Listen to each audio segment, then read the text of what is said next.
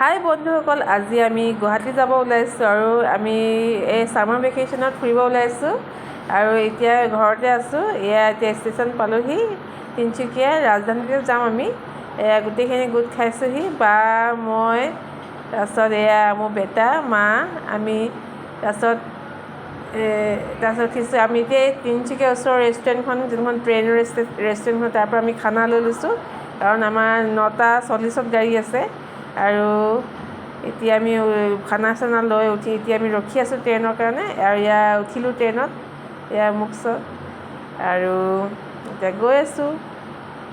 আৰু মোৰ বেটা ওপৰত উঠি ল'লে। এতিয়া ৰাতিপুৱা হৈছে আৰু ইমান ধুনীয়া চব দৃশ্যটো, ট্ৰেইনত টোপনিয়ে নধৰিলে মোৰ। এতিয়া আমি গোটেইখিনি নামিম আৰু এতিয়া ৰেডি কৰিছোঁ।